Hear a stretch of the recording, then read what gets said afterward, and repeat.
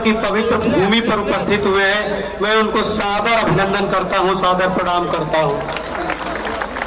माननीय नरेंद्र मोदी जी को बताना चाहते हैं कि हम यहाँ किसी पार्टी से न लड़ने आए हैं, न किसी पार्टी के विरोध में आए हैं और न हम किसी पार्टी के समर्थन में आए हैं।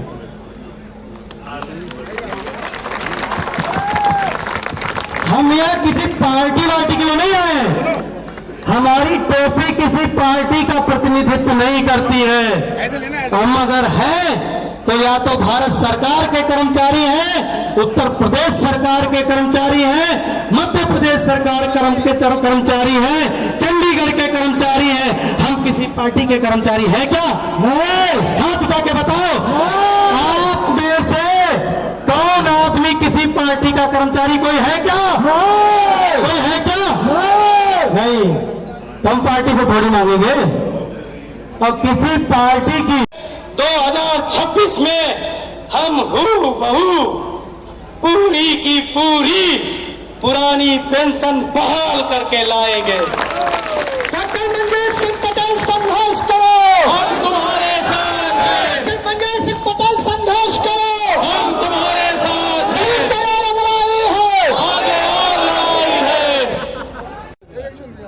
पुरानी पेंशन बहाली को लेकर नेतृत्व कर रहे मनजीत सिंह पटेल हमारे बीच में हैं, जो जंतर मंतर प्रदर्शन दिल्ली पर यहाँ पर एक महा आंदोलन, महा जनसैलाब यहाँ पर उमड़ा।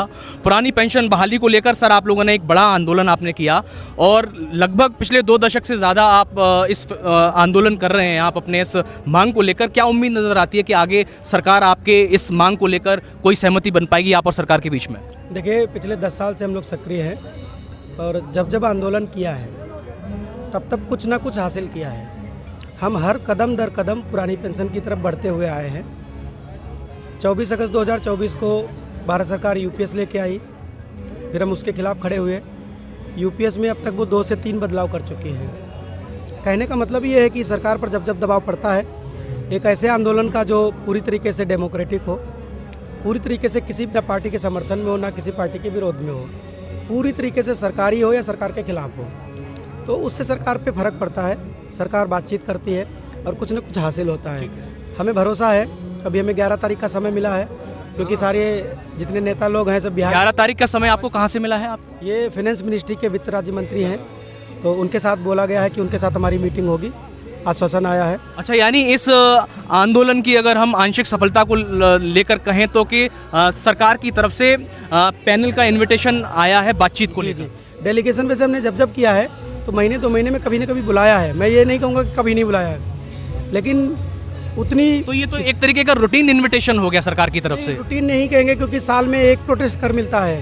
पूरे देश से लोगों को बुलाना इतना आसान नहीं होता, बड़ी व्यवस्था करनी पड़ती है। ट्रेनें लेट हो जाती है, आप देख रहे हैं, आप 3-4 ट्रेनें आ ही नहीं पाई समय से, लोग पहुँचे नहीं। आपने बताया कि लंबे समय से आप अपनी मांगों को लेकर हैं, इस तरीके के आंदोलन करते हैं, सरकार और आपके बीच में बातचीत भी होती है, पर बातचीत आखिर कहाँ जाकर अटक जाती है कि आप निर्णायक फैसले पर या निर्णायक सहमति पर आप लोग नहीं पहुँच पाते हैं? हमें इतना चाहिए था तो हम इससे थोड़ा सा कम इतना हासिल कर चुके हैं, समझ रहे हैं? ऐसे कहें, अगर हमें 100% कोई चीज़ चाहिए थी तो बदलते जब एनपीएस शुरू हुआ था 2004 में, वो एनपीएस बदलते एनपीएस यूपीएस के रास्ते होते हुए अब ना वो एनपीएस बचा है, ना वो यूपीएस बचा है और ना वो ओपीएस है। लेकिन ओपीएस के करीब है, ओपीएस नहीं है। तो अभी थोड़ा बदलाव और होगा, वो ओपीएस ही बन जाएगी। कितना प्रतिशत और बाकी है ओपीएस होने में आपके? 20%, बड़ी मुश्किल से 20% बचा है, हमें पूरा भरोसा है। तो इस 20% के गैप भरने में आपके अनुसार कितना वक्त और लग सकता है? 2026 काफ़ी है, 100%। 2026 काफ़ी है और मैं बड़े विश्वास के साथ कह रहा हूँ कि 2027 नहीं होगा। हम चुनाव वाली राजनीति नहीं खेलते कि फलाने राज्य में चुनाव है तो ये कर दो, विपक्षी मैनिफेस्टो में डलवा दो। ये तो हमें विपक्ष से कोई लेना देना नहीं है। सरकारी लोग हैं, सरकारी कर्मचारी हैं, जो भी लेना देना सरकार। और सरकारी लोग क्या, हम खुद सरकार है, we are the part of government. So simple है। सरकारी कर्मचारी सरकार का हिस्सा है कि नहीं है? सरकार का हिस्सा है हम लोग। सरकार से लड़ना है, पॉलिसी हमें बनानी है, बनाने वाले ब्यूरोक्रेट्स हैं, हमारे ही भाई हैं। बिल्कुल, आप सरकारी मशीनरी का हिस्सा हैं और आप गैर राजनीतिक तौर पर आप अपनी मांगों को लेकर सरकार से डेमोक्रेटिक ढंग से आप मांग भी कर रहे हैं, पर कहीं ना कहीं जो विपक्ष है या बाकी के जो दल के लोग हैं या जो बाकी के नेतृत्व के लोग हैं, उनको आपकी मांगों को लेकर अंदेशा तो ज़रूर होगा और वो कहीं ना कहीं समर्थन भी देते हैं आपको, तो उसका कोई किसी दल से या किसी पार्टी की तरफ से आपको समर्थन नहीं मिला है? देखिए, हम 21वीं सदी के लोग हैं, पढ़े लिखे लोग हैं, रेजोल्यूशन पेपर्स पे काम करते हैं, रिसर्च करते हैं। ऐसा फर्जी हंगामा करना हमारा उद्देश्य नहीं रहता है। हम इकोनॉमिक्स को भी समझते हैं, ट्रेड को भी समझते हैं, बिजनेस को भी समझते हैं और पूरी दुनिया के ग्लोबल सिनेरियो को समझते हैं। हर चीज़ को समझने के बाद हम ये जानते हैं किस चीज़ के कितने एस्पेक्ट हो सकते हैं। हम केवल एक एस्पेक्ट पे काम करते हैं और वो है समाधान। क्योंकि अगर आप समाधान पे काम नहीं करते तो फिर वो किसी भी चीज़ को आप पॉलिटिकल कर सकते हैं। बहुत आसान है पॉलिटिकल करना। इस मुद्दे पर बीजेपी की खिलाफत करना बहुत आसान है। किसी पार्टी के साथ सहयोग करके उनके साथ टाई अप करना बहुत आसान है।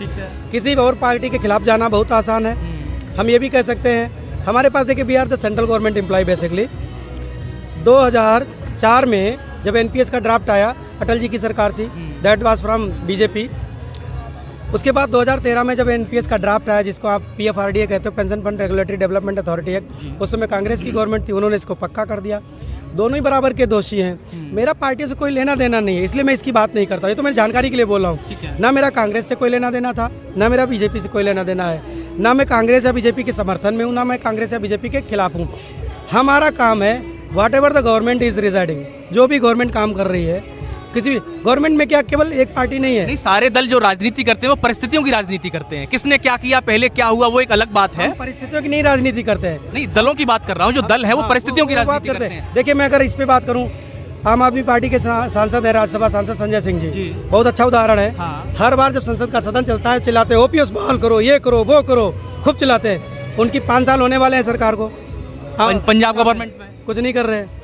क्यों? क्योंकि हर आदमी विपक्ष की राजनीति करता है। वो अपने आप को अच्छा दिखाता है, जो पार्टी वर्तमान में सत्ता है उसकी आलोचना करता है। हमारा पार्टी की आलोचना करना नहीं है। सरकार गलत कर रही है, खुल के कहते हैं। बिजली जी थे, उनकी जगह पे पीयूष गोयल साहब आए, उनकी जगह पर निर्मला सीतारमण जी आई। लेकिन मैं कहूँगा कि तीनों आदमी को नॉलेज नहीं है। नॉलेज होता तो समाधान निकल आता। शायद नॉलेज नहीं है या फिर मनसा नहीं है। आप तय कर लो कि क्या है। मैं मानता हूँ आदमी सभी ठीक है, हर आदमी के पास एक टीम है। आप शायद आपके पास 4 काम है, आप इस काम पर फोकस नहीं कर रहे हैं। इसका मतलब मैं यही मानता हूँ कि आपकी मनसा ठीक है। मनसा बुरे आदमी आप नहीं होंगे, मुझे भरोसा है। लेकिन अगर बार बार ये बात हो रही है तो मैं कहूँगा आपकी मनसा ठीक नहीं है। अगली रणनीति आपकी क्या होगी इस आंदोलन के बाद? मुझे भरोसा है कि अभी 11 नवंबर को जब हम बैठेंगे, हमारा डेलीगेशन मिलेगा, तो हम उनसे, हमारी डिमांड केवल ये रहेगी। मंत्री जी, ऐसा नहीं कि मंत्री जी से कहेंगे ओपीएस बहाल करो तो वो कर देंगे। करनी ब्यूरोक्रेट्स को है, जो पॉलिसी मेकर्स हैं, बैठना उनको है। आदेश ऊपर से आएगा, you have to sit there and you have to resolve this. तो वो एक डेलीगेशन भारत सरकार का होगा, एक डेलीगेशन एम्प्लॉयज़ का होगा। हम उसमें अपने पॉइंट्स रखेंगे कि this is the issue and we can resolve this by this. तो उस तरीके से हमारे पास this is the way to resolve this issue. तो उस तरीके से हम उस प्रॉब्लम को निगोशिएट करेंगे और फिर हम अपने लोगों को बताएंगे। तो हमारी जिम्मेदारी है कि हम क्या करके गए, क्या बात हुई। यानी अब आपकी मांग जो है वो बातचीत के रास्ते पटरी पर जा चुकी है। यही है आंदोलन। एक बात बताओ, आंदोलन करें और घर चले जाए, बातचीत कोई ना हो, इसका क्या मतलब है? लंबे समय से यही हो रहा है। आंदोलन करने का क्यों करते हैं? इसलिए करते हैं ताकि उस फोरम के पास हम बैठे, उसे हम बताएं what is the problem, where is the problem and how problem is affecting us. यही तो है उसका मतलब। जब हम टेबल टॉक नहीं, पता लगे आंदोलन हम कर रहे हैं, बात फलाने आदमी करने पहुंच गए, जिनका इससे कोई लेना देना नहीं है, कोई सरोकार नहीं है। सपोज दैट एनपीएस एम्प्लॉय है, परेशान वो है, ठीक है ना, और बातचीत करने के लिए अमेरिका के आदमी को बुलाया जाए, समाधान निकलेगा? बिल्कुल नहीं ना। जो रिस्पांसिबल अथॉरिटी है वही उसको डिसीजन ले सकेंगे। तो we are the affected members, then we have to sit with the particular government body, जिससे हम रिजोल्यूशन की बात कर सके। तो हम इस तरीके से काम करते हैं। बहुत बहुत शुक्रिया आपका। क्या नाम है सर आपका? क्रांति सिंह, प्रदेश अध्यक्ष, उत्तर प्रदेश चतुश्रेणी राज्य कर्मचारी महासंघ व संयोजक पुरानी पेंशन बहाली संयुक्त मोर्चा उत्तर प्रदेश। आपने पुरानी पेंशन बहाली को लेकर आप यहाँ जंतर मंतर पर आपने आंदोलन किया है और पिछले 2 दशक से ज़्यादा का समय हो गया आप आंदोलनरत हैं अपनी मांगों को लेकर। तो आपको क्या उम्मीद नजर आती है कि इतने लंबे समय के बाद आपसे सरकार से सहमति नहीं बन पाई? पहले हम 10% थे, सरकार हमें 10 देती थी, अब 14 आई। पहले हमें सरकार एनपीएस देती थी, अभी यूपीएस पे आई। तो ये कहा जाता है ना कि जब पत्थर घिसता है तो पानी निकल जाता है पहाड़ों से भी। और गांव से हम लोग पूर्वांचल से आते हैं, यूपी से आते हैं। जब पुआल की रस्सी को पत्थर पे घिसो न, तो पुआल की रस्सी भी पत्थर को काट देती है। मोदी सरकार क्या है, आप देखे होंगे दुनिया के लोकतंत्र में। आप जाइए, जर्मनी के तानाशाह हिटलर की भी हिटलरगिरी नहीं चली। माननीय प्रधानमंत्री जी गुजरात से भी पेंशन लेंगे और उत्तर प्रदेश से भी पेंशन लेंगे, यानी वाराणसी से। ये कहाँ का न्याय है? लेकिन जो देश की सरहदों पर अपने बीवी बच्चों को छोड़कर देश की सुरक्षा कर रहे हैं, सरकार की सुरक्षा कर रहे हैं, उनको पुरानी पेंशन की व्यवस्था नहीं है। जब देश एक है, टैक्स एक है, तिरंगा एक है, तो पुरानी पेंशन दो नहीं होनी चाहिए। क्या एक देश में दो कानून चलना चाहिए? नहीं। एक देश में दो कानून? नहीं। एक देश में दो कानून? नहीं। अच्छा बताइए, मोदी जी की जो योजना दिल्ली से चलती है, शौचालय का काम कौन करता है? शौचालय जिसमें वो जाकर के यूएनओ में चिल्ला करके भाषण देते हैं कि हम, तो जब जिसको चिल्ला करके यूएनओ में कहते हैं कि हमारा भारत, हर घर हमने शौचालय बांट दिया। माननीय प्रधानमंत्री जी, आपने बांटा, आपका कर्मचारी बांटा। हम चतुर्श्रेणी के प्रदेश अध्यक्ष हैं, मेरे साथ जिला अध्यक्ष अलीगढ़ बैठे हुए हैं, जिला अध्यक्ष गाजियाबाद बैठे हुए हैं, हमारे प्रदेश के नेता गोपाल जी बैठे हुए हैं, हमारे हरदोई के जिला अध्यक्ष जी बैठे हुए हैं, रामबली जी। मैं पूछना चाहता हूं मोदी जी, आप कहते हो कि पढ़े बेटियां बढ़े बेटियां, और आज बेटियां धरने पे हैं, बेटियां सड़कों पे हैं। जो औरतें गर्भावस्था में हैं, अपने पेट में 4 माह का शिशु लेकर के सरकार से पेंशन की भीख मांग रही हैं, जो देश की सरहदों पर, देश की सरहद पर खड़े होकर के चाइना और पाकिस्तान से लड़ाई लड़ रहे हैं, वो पेंशन मांग रहे हैं, और आपके नेता एक दिन का सांसद और विधायक होता पेंशन ले रहे हैं। इन सरकारों को शर्म नहीं आ रही है?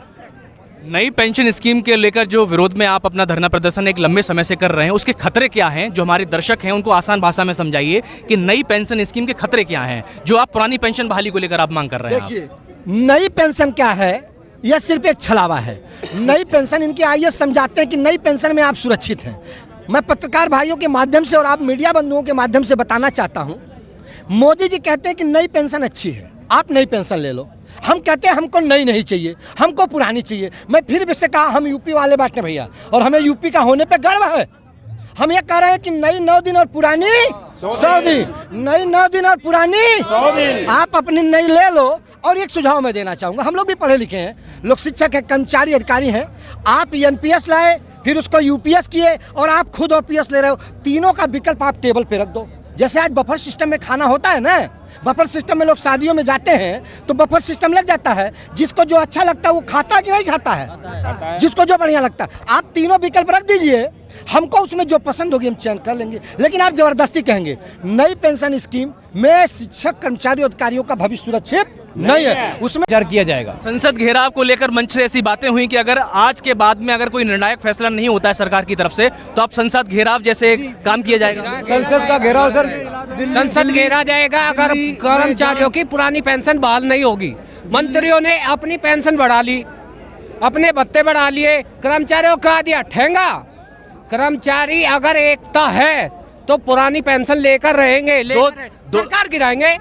5 जनता का फैसला होता है, सरकार जो काम करती है वो करो, नहीं जो करती तो सरकार बदलो। 2 दशक से ज्यादा तो आपको समय हो गया, पर पुरानी पेंशन के नाम पे आपको सिर्फ संतुष्टि मिली आपको? सरकार नहीं करना चाहती, तो जो काम 2 दशक से नहीं, जो काम 2 दशक से नहीं हो सका, आप सड़कों पर हैं, आंदोलनरत हैं आप, तो अब क्या उम्मीद है? अब सड़कों पर रहेंगे, इतने हमारी पुरानी पेंशन बहाल नहीं होती, इतने सड़कों पर रहेंगे। सरकार का विरोध करने बाद तो आंदोलन, पेंशन पुरानी पेंशन लागू करो, पुरानी पेंशन लागू करो। हमारी आवाज को मीडिया से हमारा निवेदन है, मीडिया बंधुओं से, कि आप हमारी आवाज को लगातार दिखाते रहे, आवाज उठाते रहे।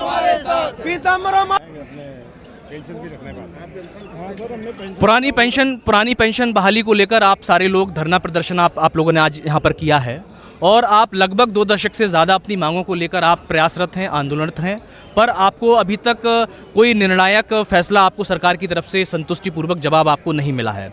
क्या उम्मीद है कि इस आंदोलन के बाद में भी आपको किसी तरीके का संतुष्टि आपको सरकार की तरफ से आपको मिल पाएगी? जी सर, ये बहुत ही गंभीर और महत्वपूर्ण प्रश्न आपने पूछा, इसके लिए आपको साधुवाद। आपने यहाँ अपनी बात रखने का अवसर दिया हमें जंतर मंतर पर, ये हमारे लिए बहुत ही महत्वपूर्ण है। आपने हमारी चिंताओं को समझा और हमारे कर्मचारी मूल निवासियों की चिंताओं को आपने रखा, और इस बात को आप अपने कैमरा पर रिकॉर्ड कर रहे हैं, हमारे लिए बड़ी बात है। जहाँ आज सरकारी मीडिया तंत्र हमारी किसी भी सामाजिक समस्याओं से उसका कोई मतलब नहीं है। पुरानी पेंशन ये संविधान का दिया हुआ हमारा मौलिक अधिकार है, अनुच्छेद 13, अनुच्छेद 19, 21 और 290 के अनुसार सरकार जिस आवाज़ को नहीं सुनना चाह रही, आपने उसके लिए हमें अवसर दिया। आपके लिए जय भीम, जय मूल्यवासी, शुक्रिया। जय संविधान, जय भारत। हमारे दिल्ली प्रदेश अध्यक्ष हैं मूल्यवासी कर्मचारी कल्याण महासंघ के सूरज जी।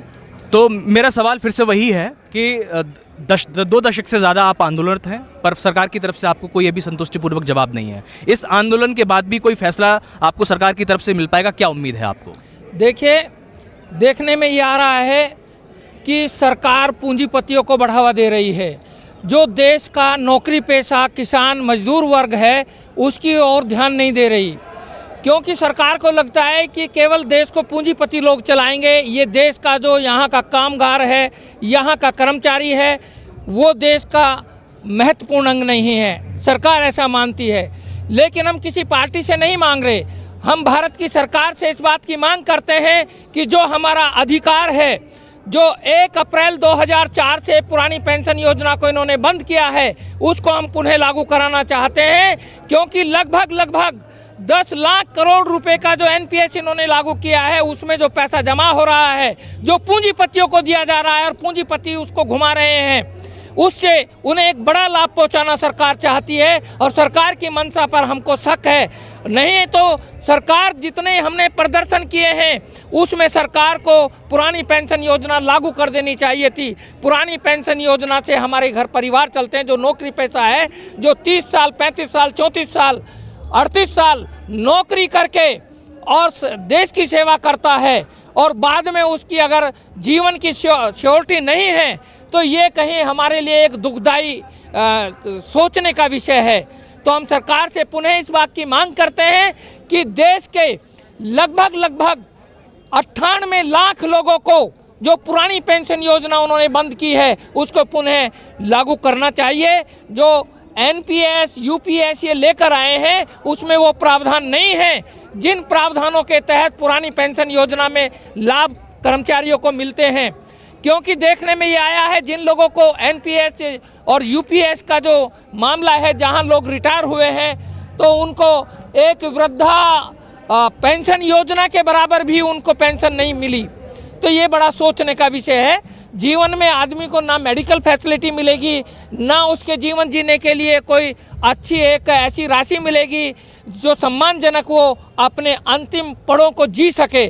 तो ये बड़े दुखदाई विषय है। तो क्या उम्मीद है कि आपको इतने लंबे समय से आप सड़कों पे हैं, तो आपको आखिर कब तक सड़कों पे रहना पड़ेगा? देखिए, चाहे कितना ही लंबा समय गुजर जाए, लेकिन अब देश के इस कर्मचारी वर्ग ने ये ठान लिया है कि हम पुरानी पेंशन योजना को लागू करवा के रहेंगे। हमारे जो संगठन हैं, हमारे डॉक्टर मंजीत भाई पटेल जी और दूसरे साथी, मध्य प्रदेश से भरत भाई और दिल्ली से विनोद यादव जी और दूसरे, और हमारा मूल निवासी कर्मचारी कल्याण महासंघ, और आज 124 संगठनों ने पुरानी पेंशन योजना को लागू करने के लिए यहाँ समर्थन दिया है। और देश के कोने कोने से यहाँ आपने देखा कितने हजार लोग आज यहाँ जुटे हैं और सबकी ये मांग है। अब हमने आर पार की ठान ली है और पुरानी पेंशन योजना को लागू करवा कर रहेंगे। आप लोगों ने न जाने इतने 2 दशक से ज़्यादा लंबे समय में आपने वक्त पर ऐसे तमाम आपने आंदोलन किए हैं, पर सरकार की तरफ से उसका सकारात्मक रुझान कोई नज़र नहीं आता है। इस आंदोलन के बाद में सब लोग अपने अपने घरों पे चले जाएंगे, फिर चर्चाएं थम जाएंगी, फिर कोई एक वक्त के बाद में फिर आंदोलन होगा, पर सरकार की तरफ से कोई संतुष्टिपूर्वक या सकारात्मक जवाब नहीं आएगा। तो क्या माना जाए कि इस आंदोलन के बाद में, इस धरने के बाद में सारा मामला जो है वो ठंडे बस्ते में चला जाएगा? सरकार की तरफ से कोई किसी तरीके की कोई प्रतिक्रिया? कोई देखिए, आज जो ये 9 नवंबर को हमारा यहाँ जंतर मंतर पर जो एक बड़ा धरना प्रदर्शन देश स्तर का हुआ है, तो अभी एक सूचना आई है जो देश के वित्त राज्य मंत्री हैं, उन्होंने मिलने के लिए 2 दिन बाद यानी 11 नवंबर को बुलाया है। तो 11 नवंबर को हमारा पैनल वहां जाएगा, बात करेगा, और जो भी बात उनके साथ होगी आपसे महज बुलावे को या पैनल का जो बुलावा है उसको आप अपनी आंशिक सफलता मानते हैं आप?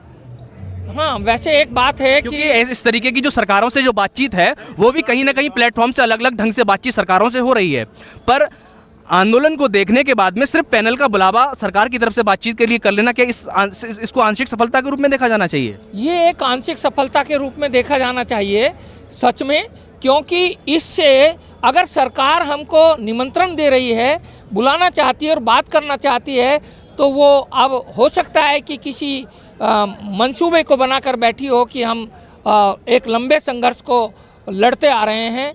2 दशकों से ये संघर्ष हमारा चल रहा है और आने वाले टाइम में और ये और ज़्यादा बड़ा होता चला जाएगा।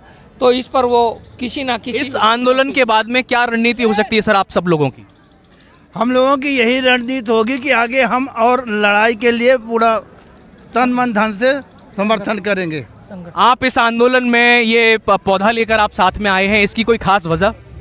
इसकी हमने एक मुहिम चला रखी है, एक पेड़ माँ के नाम, और ये हम जहाँ भी जाते हैं, स्कूल में, पार्क में या जहाँ भी कोई सार्वजनिक जगह में, हम वहाँ एक पेड़ माँ के नाम जरूर लगाते हैं। एक पेड़ माँ के नाम, जो वैसे तो पेड़ तो सारे लोग बहुत दशकों से, सदियों से लोग लगाते आ रहे हैं, पर एक पेड़ एक माँ के नाम जो आप लगा रहे हैं, क्या ये मोदी जी से प्रेरित योजना के तहत आप इस मुहिम में हिस्सा बन रहे हैं? आप नहीं, इसका मतलब ये नहीं समझा जाए। इसका मतलब ये है कि दिल्ली जैसे शहर में जो पोल्यूशन बढ़ रहा है, तो उसको एकमात्र इन पेड़ पौधे लगा करके ही थोड़ा कम किया जा सकता है, और कोई चारा नहीं है। तो देख सकते हैं कि आंदोलन के अंदर भी एक आंदोलन है और एक संदेश है। एक तरफ लोग जंतर मंतर पर अपनी पुरानी बहाली पेंशन को लेकर मांग कर रहे हैं, वहीं पर एक शख्स ऐसे भी हैं जो अपने मिश्रित अपने उद्देश्य को लेकर, पर्यावरण को लेकर, पेंशन बहाली को लेकर, अपने संयुक्त मुहिम को लेकर अपने साथ चल रहे हैं और मांग कर रहे हैं सरकार से और समाज से कि आप अपने पर्यावरण को बेहतर बनाइए। जो सांस लोगों का जो दम घुट रहा है वो बेहतर कैसे हो सके। वहीं दूसरी तरफ लोग पुरानी पेंशन बहाली को लेकर सरकार से मांग कर रहे हैं कि आखिर